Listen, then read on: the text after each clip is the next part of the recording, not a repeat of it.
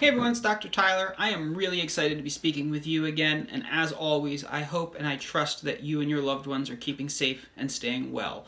So I know we've been teasing this information for a little bit. We mentioned it in our last email. I've workshopped it with a few people around the office in the last couple days. So before we get into it, I do want to acknowledge that I borrowed this first piece from a friend and colleague of mine. So Haig, if you see this, I am asking for forgiveness and permission to share it. And I just thought it was so great and forward-thinking that I wanted to pass it along as well. So let's get to it. We're going to start by looking at COVID-19, right? This word we've all become so familiar with in the last few weeks, and we're going to break it down and see what we get. So we take the first part, the co, which means together, cohesive, right? Same thing. Vid, when we add an A, becomes vita, which means life. And 19 in numerology is a sign of restructuring. So when it's taken apart and reassembled, we get a collective life restructuring. And that's a really powerful thing given where we've been, where we're at, and where I believe that we're going. So what I hope we get from this restructuring is a deeper understanding of our relationship between health and healing and our potential for well-being. Because we're being put to the test right now, right? We are inundated with fear. We are inundated with stress, right? Physical stress, mental stress, emotional stress, financial stress. They're all in play. We are locked down in our house. We are stuck in this fight or flight state as we've been. And what's happening? It's producing a state of imbalance and unease, right? We call it dis-ease, very literally, a lack of ease in the human system. And that state only breeds illness, sickness, symptoms, and disease, right? And I mean that the other way. So what can we do about this, right? Well, we have the absolute power and ability to start investing in our well-being right now by counteracting the effects of stress. And there are many ways to do this, but as far as I'm concerned, the best way is through the chiropractic adjustment, right? Because regardless of whether we are seeking to expand our consciousness or enhance our athletic performance or recover from an illness or an injury, the chiropractic adjustment is a positive for the totality of human physiology. And like anything else in our lives, when things benefit us, they tend to benefit us consistently, right? So since the stress in our life isn't going anywhere, neither should the measures we've put in place to maintain our health and well-being. So if we've been going out in nature, if we've been meditating, if we've been drinking water or brushing our teeth or getting exercise or doing anything else, I urge you to continue doing that. And I'm going to double down by saying the adjustment and regular chiropractic care can make those things even more efficient. So think about it. If we're doing exercise and our brain and our muscles can communicate a little bit clearer and help us get through our exercise with more efficiency and less injury and better recovery time, it's going to make our exercise more effective. If we're eating good food and our brain and our body can communicate clearly and do what it needs to do with those nutrients and turn them into new healthy living cells in our system, we can get the most out of the food that we're eating, right? We can get the most out of the water we're drinking. We can get the most out of the time we're meditating. So on that note, let's talk about the human system and about vibration a little bit. So a really beautiful chiropractor by the name of Sue Brown used to describe the human system as hard pieces suspended by stretchy pieces, right? And think about it. We're bones held in place by muscles, ligaments, and tendons. So I know it's really simple, but what it suggests is that we are preloaded with tension. And since stress is a force, and forces represent energy, and physics tells us they can't be created or destroyed, it's really important that we are in a balanced state of tension because it allows us to translate those forces so we don't have to hold on to them. So I'm going to use this balloon as an example, right? There's preloaded tension here, right? The air pressure on the inside is counteracting the tension that's initiated by the latex or the rubber of this balloon, right? It's in a state of balance. It's not exploding, it's not compressing. But when it experiences stress, what happens, right? Those forces have to be translated. And as we compress the balloon in one way, it expands in another way. So we see a translation of force there. And what we see in the body is that stress not only changes our geometry, right? And think about a tension pattern. So stress and tension not only change our geometry and our physical form, but it creates changes all the way down to the cellular level as well. So let's take a minute and talk about vibration, because physics also tells us that we can break down everything into energy. And think about that, right? Every solid piece of matter has a resonant frequency. The things we see come through a visual light spectrum, right? They're physical rays of visible light or radiation. So our sunglasses work by filtering out some of that energy, right? We hear sound waves. So essentially what I'm saying is that our brain processes experience by the music with which those experiences resonate, right? We experience things, we are bombarded with different types of energy and different types of vibration, and our system can do one of two things with it. If we are free and clear and moving the way we're supposed to, those things vibrate through us. They stimulate motion in our body, right? And our spine's a huge piece of this because every bone in our spine has either 6 or 10 joints per segment. All those joints are loaded with receptors. All of the deep tissues, all those stretchy things around our spine are loaded with receptors. So as we experience life and those resonations travel through us, they vibrate our being, which generates a whole bunch of input, and it goes right to the cerebellum in the back of our brain, right? The part of our brain that tells us where we are and what's going on. And once our brain knows what's going on, it asks the front of our brain, the part that does all the thinking, and goes, hey, this is what's going on. What do I do about it?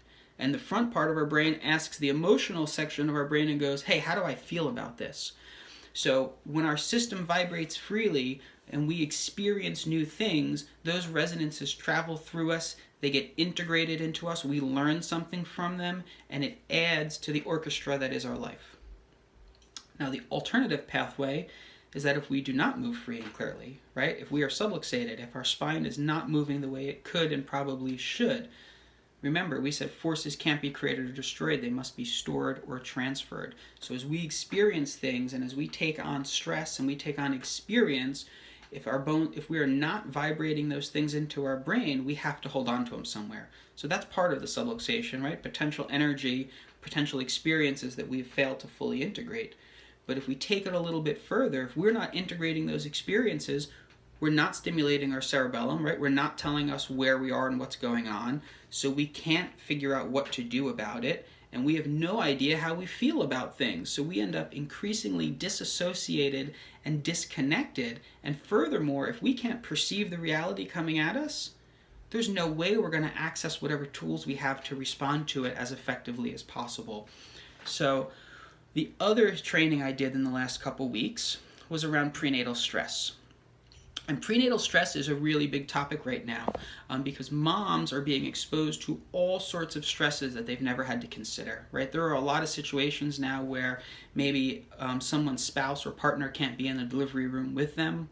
There are situations where people's support team for birth can't be in the delivery room with them, right? Midwives and doulas. There are situations where moms are trying to find alternate birth plans mid-pregnancy and maybe decide to do a home birth or go to a birthing center or do something different. And in some of those scenarios, right, if dad's not there or if the support person's not there or if mom has to be separated for a medical reason or quarantine or something else, the newborn baby lacks the opportunity to bond with someone. So for all of us with children, we know about infant bonding and we know about skin-to-skin contact and how important those things are because they set up neurological patterning for development. And what I've seen in this training is that the prenatal period, which is roughly 9 months, 280 days, give or take, and the first 1,000 days of life have a massive, massive, massive impact on how children are programmed for growth, development, and human performance, which is what we were just talking about, right? Being a positive for the totality of human physiology. So the way stress affects these young children, it affects brain connectivity, right? It affects the ability of this region to talk to this region to talk to this region. It affects organ adaptability, right? Accessing the tools to regulate our system based on the way we're perceiving our environment.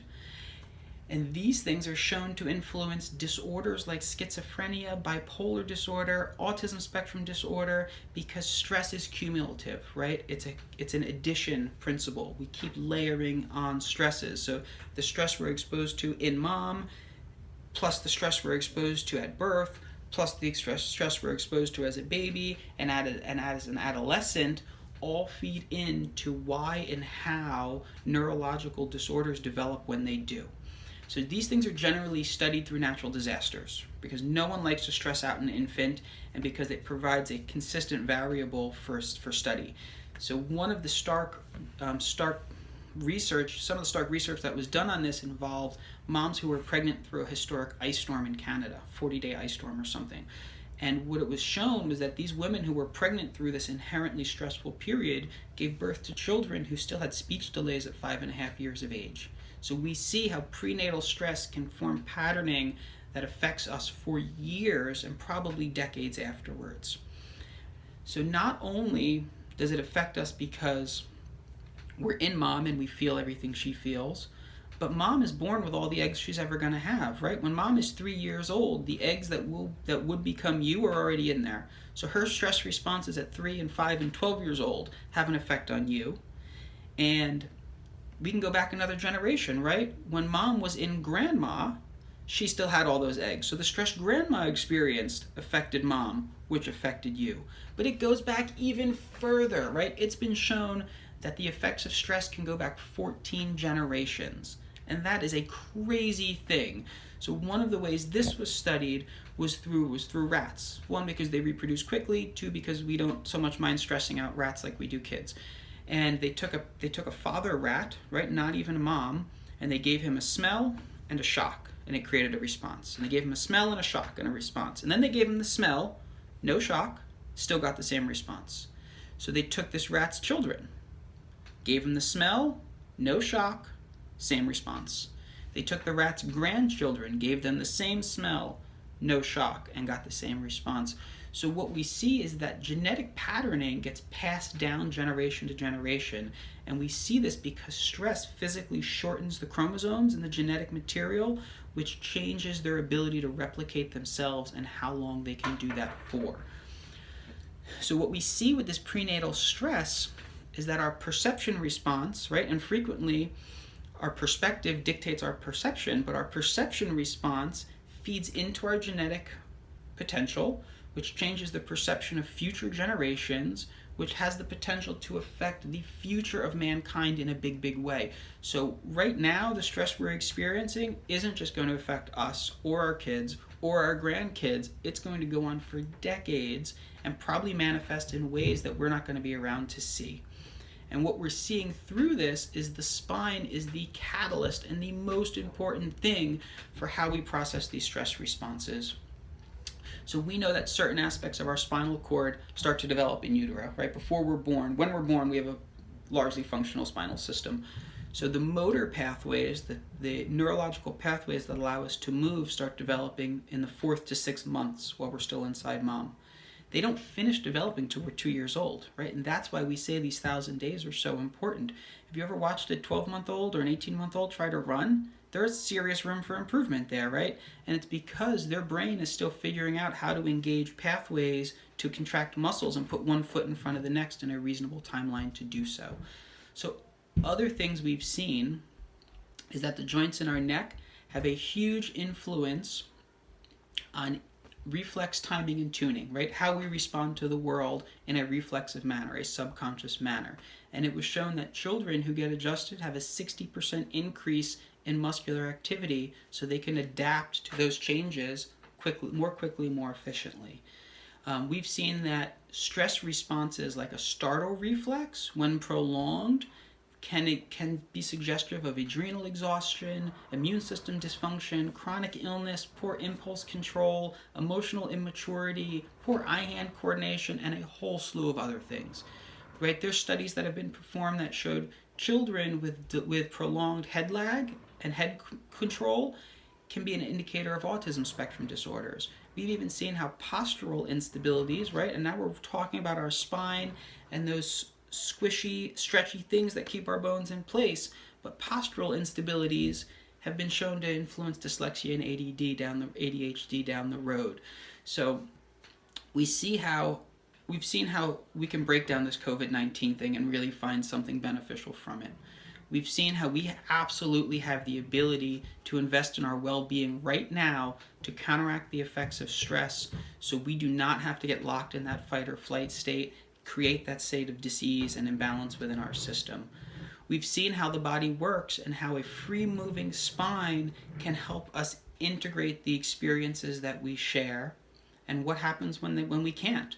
And we've even seen some really hard data in regards to how stress can manifest in us as little children, through adulthood, and even through multiple generations. So I'm going to finish the way we started, right? Regardless of whether we are choosing to expand our consciousness and integrate our experiences more fully, enhance our athletic performance, and have a greater degree of neuromuscular control and firing, or recover from an illness or injury through enhanced bodily coordination, the chiropractic adjustment is a positive for the totality of human physiology. So I'm going to include one more link in this email. We've briefly discussed the seed versus soil debate, right? Is it the germ that makes us sick or the environment of the body? And talking about some of these things, I thought it was a good time to include this article. So below me, there will be an article that talks about just that, right? How can we create health and decrease the likelihood of disease rather than think of it the other way around, right? Rather than define health as the absence of disease. So if you've liked this, please share it, pass it along, or subscribe to the channel. If you have any questions, call me, text me, email me, leave a comment below. I'll do my best to get to them. And if you would like to see any of the sources, same deal. Let me know and I'll try and find them for you. So please, until next time, be well, treat each other well, take care of yourself, stay safe, and I'll speak with you soon.